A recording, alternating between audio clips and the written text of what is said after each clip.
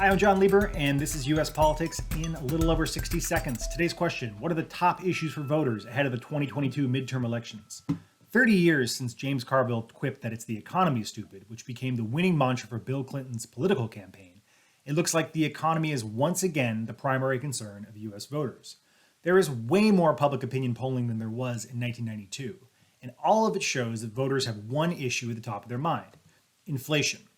49% of registered voters told Gallup that the economy is extremely important to their vote, the highest level during a midterm election since the middle of the financial crisis in 2010, when it hit 63%. Other polls show a similar trend, with the economy dominating the pack among a diverse range of issues, including abortion, crime, gun policy, and immigration. What's notable about this are the large partisan splits in what voters care about. In the Gallup poll, while 64% of Republicans and 47% of independents say the economy is the top issue, 51% of Democrats say abortion is, and 49% say climate change is. The two top issues for Democrats that aren't even in the top four for Republicans. This issue set seems to favor Republicans, who are trusted by more voters to handle the economy, immigration, and crime. But there's a real question about what they'll be able to do about any of these issues when they are in power. The Biden administration has deferred to the Federal Reserve in the fight against inflation, taking some steps to reduce energy prices, like releasing 180 million barrels of oil from the Strategic Petroleum Reserve.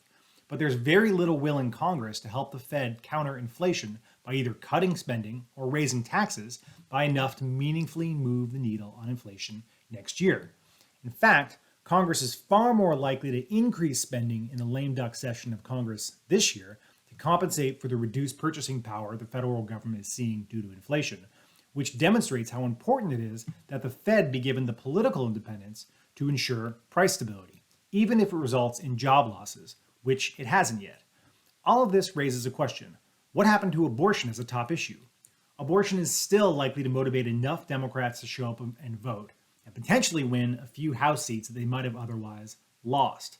Even 38% of independents tell Gallup that it is extremely important to their vote this year, and the position being pushed by Republicans at the state level on abortion to ban all abortion is supported by less than 20% of the population.